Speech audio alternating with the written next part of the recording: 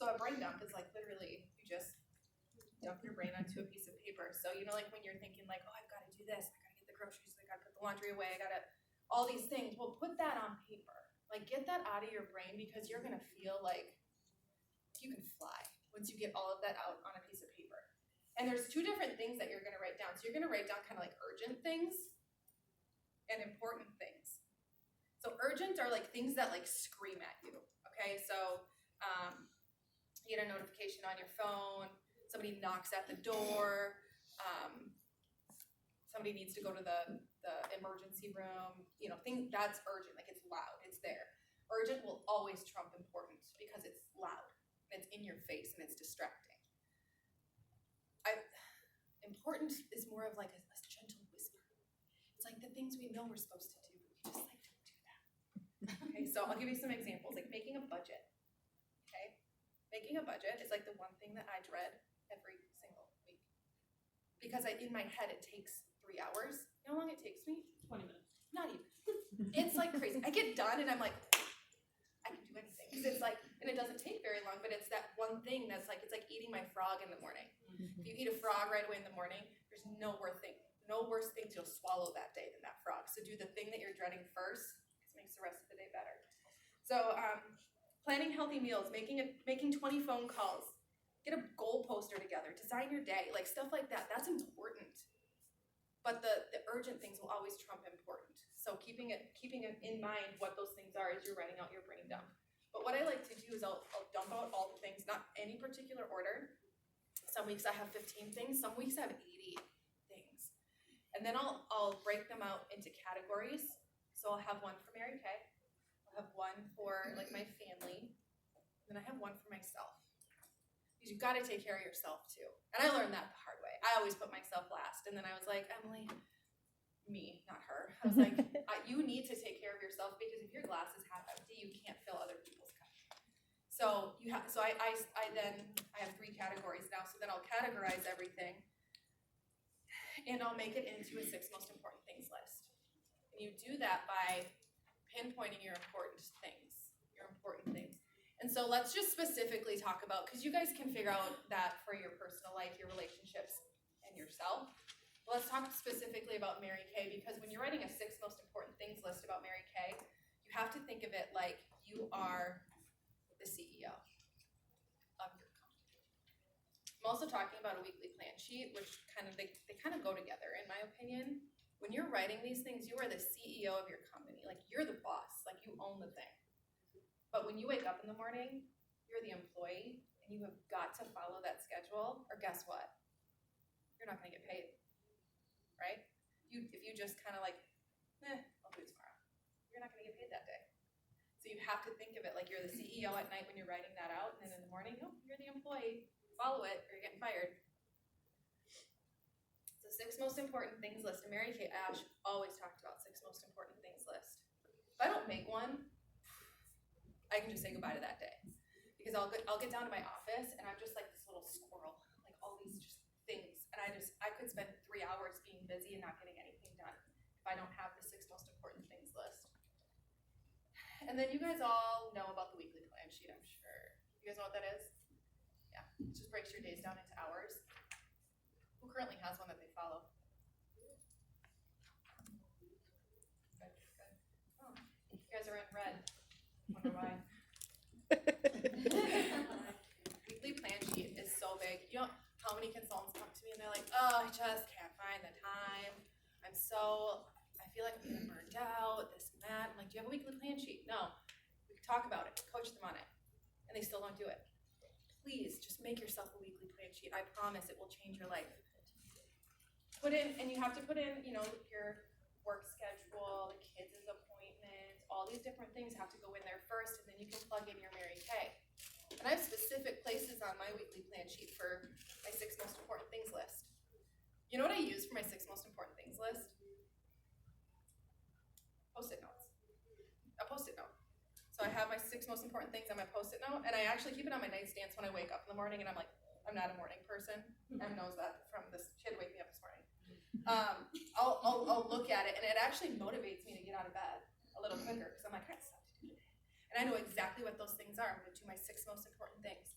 So I love to use that. And then when the day's done, if I didn't get all those things done, I rip off the Post-it note and I make a new list. And the 3 things that I didn't get done are numbers 1, 2, and 3. Booking should always be 1 no matter what. Booking, booking, booking, number 1. Follow-up should always be on there because you're following up, following up, following up. Follow-up includes the magical script, right? Okay, so let's bring this all together. Here's exactly what I do every single week. And if I don't, I'm behind all week. So I make sure I never, ever, ever miss this. So Sunday night, my kids go to bed. The last one goes to bed around 8 o'clock on Sunday nights. My husband plays hockey on Sunday nights, which is such a blessing because then I just get to be by myself.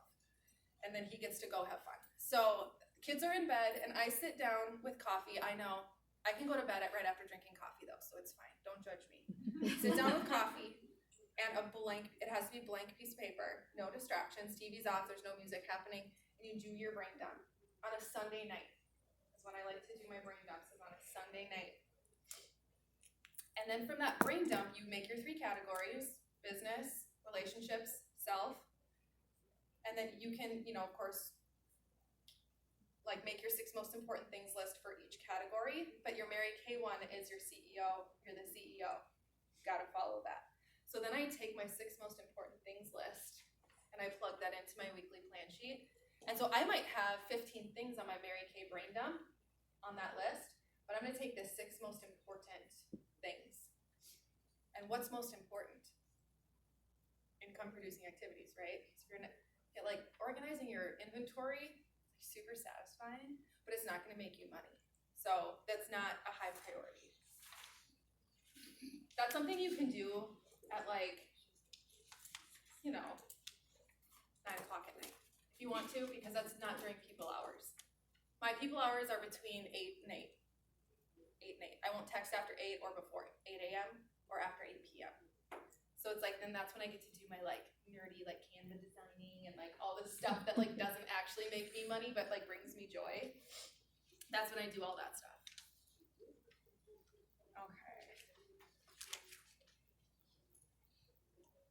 Okay, so just some final thoughts, I guess. Am I doing okay on time? You're doing great. Okay. So I guess just some final thoughts. So why are systems so important? I kind of want to just take everything I just talked about so we can really just absorb it. Because I don't want you guys to just sit here and be like, wow, this sounds really great. I already feel less stressed thinking about this. I want you to actually go home and implement it. And that's why I gave you a few of the tools so that you could implement that right away. But you need to build when you can so that you have the flexibility that when you're not able to work, your business and your systems are working in the background. Okay, so I'm not home this weekend, but I've got things in place that my business isn't gonna just stop because I'm not home. So you've got to have those systems in place. We work our business in the order of God first, family second, career third.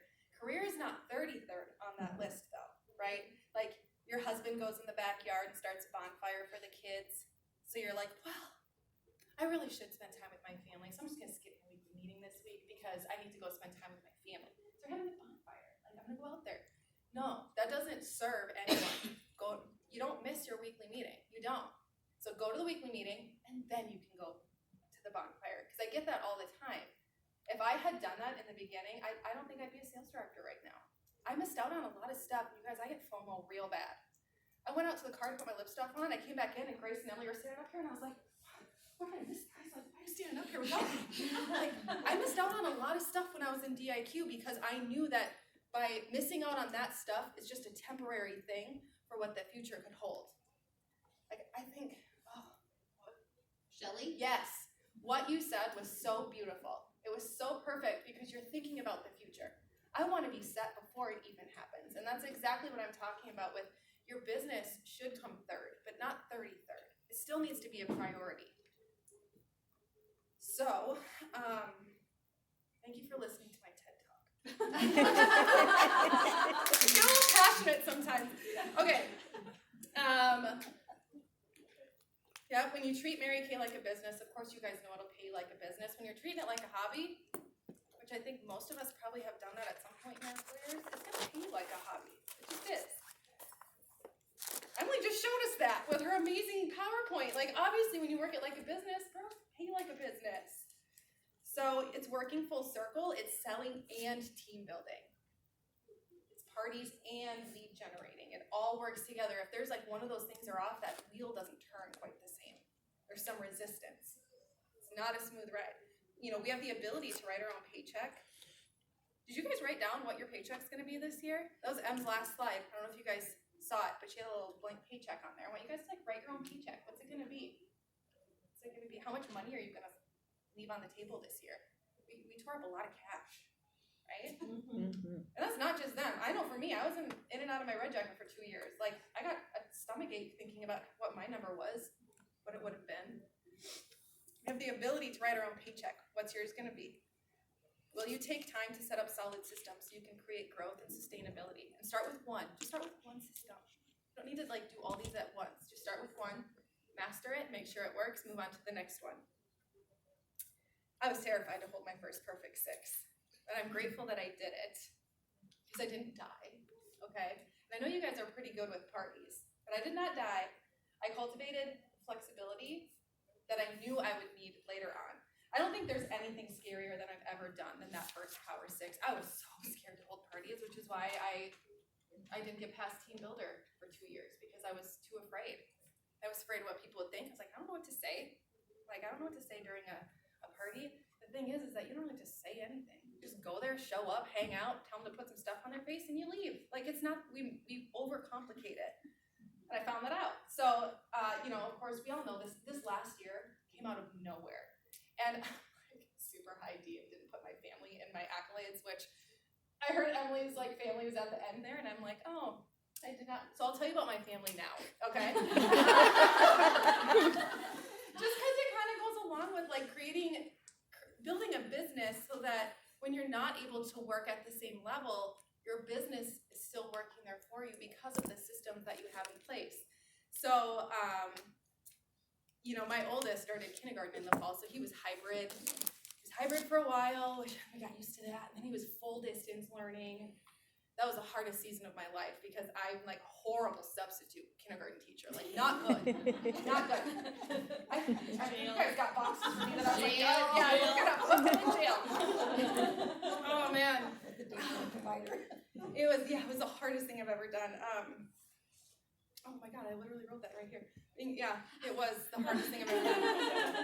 Word for word. That was really funny because I said it and then I read it. Okay, so I'm so grateful that I had that opportunity because at the beginning of the school year, all the kid wants to be is a farmer, you guys. It is like, he took a remote apart one time and I was like, dude, you could like an engineer. They took it apart and put it back together perfectly. And he was like, but Mom, I already told my class I was going to be a farmer. And I was like, you can be a farmer? But yeah, he's going to be a farmer. So he's like, I don't need to know how to read. He loves math. He doesn't need to know how to read. He's going to be a farmer. He's going to be in the tractor all day. So he needs to know. It's like, yes, you do need to know. So he was home with me one-on-one. He started off the school year super behind. Like, what's underneath does not meet expectations. He was like there. So then we had that time together for 2 or 3 months one-on-one. It was awful. But we had that time to like really be one-on-one and like learn in his style. Then when he went back to school, he was like reading like it was nobody's business. And he was like writing little like stories about how to make an ice cream sundae. He would just like sit down and write it. That would have taken him 3 hours before. So it was like just like a blessing that I didn't see coming. And now he loves school. Now he's in full time and everyone is way happier. I also have a 4-year-old who's nonverbal. So Grace and I have really we really hit it off. When I first met her last year at leadership and we were talking about it, I was just like, oh, you were sent to me from the Lord for sure, because she's just you know her. She's just full of hope. Like I think for the first time I was like, oh, maybe he will speak someday. And Grace was like, oh yeah, totally. Try this and this and this. And I'm like, oh, this is amazing. So anyway, I have a 4-year-old who's nonverbal. He goes to a morning program from like 8:30 to noon. And then I pick him up, race home, feed him lunch, and then he gets picked up at 12:30 and goes until 3:30 in the afternoon. Plus he has speech therapy twice a week and occupational therapy once a week. So it's a lot of running around. I don't know what we would do. My husband works. Like he's not home very often. So it's like I don't know what I would do if I couldn't bring him to all these appointments. And I know there's like financial stuff coming up that I'm gonna be really grateful for that Mary Kay income. So my 4-year-old's name is Eli, my 6-year-old's name is Liam, and then my daughter Rowan is 2. And I was able to spend the first 2 years of her life with her, being at home, going on Target runs. She would get her little kid Starbucks cup with like just milk in it, and just making those memories was so cool. And we'd go on walks in just the middle of the day, just me and her, and it was just like that one-on-one time. She's in daycare now because she's a lot to handle. So we did 2 years, and I was like, yeah, bye. You're gonna. She needed some like, I don't know. She needed some like social interaction. She really is cute, but she's just a lot. The fries. Oh, one day after daycare, so her and Eli go to this. It's a Montessori daycare, so I picked them up at like noon. And one day we were running really behind, so I had stopped and grabbed McDonald's before I picked them up. And so we went home and ate, and then now every time I pick them up, we're walking out, she's like, Mom, I want fries. Mom, I want fries every day. We'll drive by McDonald's, Mom, I want fries. I'm like, no. So I was like, I'm gonna come pick her up. I'm gonna take her to McDonald's and get her an extra large fries. Because Emily is all about being a good role model. She just we were talking, we're like, we have this like weird need of needing other people's kids to like us. And I'm like, well, she'll really like you if you take her out for some fries. So all of this to say that, build solid but simple systems. Like keep it really simple. It's just not, you don't need to overcomplicate things. So like I said, I'm gonna end with a quote, or else I don't know how to end this stuff. You know what I mean? It's like how you end it. And Z. Yes. So I'm just gonna end it with a quote, but it's from one of my personal greatest mentors. He's not a personal mentor to me, but he's like a leadership mentor, John Maxwell. I just thought it was so perfect. I'll read it slowly because it's good, or twice. I'll read it twice. Time management is an oxymoron. Time is beyond our control, and the clock keeps ticking regardless of how we lead our lives. Priority management is the answer to maximizing the time that we have. Time management is an oxymoron. Time is beyond our control. The clock just keeps ticking. The sun goes up, the sun goes down, no matter what, no matter how we live our lives. Priority management is the answer to maximizing the time that we have. I don't know what I'm at for time. You're golden. This is perfect. You have like 10 minutes. Well, I can take questions. I mean, that's all I really have. That's perfect. It's just it's simple. Can we give Emily a huge round of applause? Thank you. Woo! You guys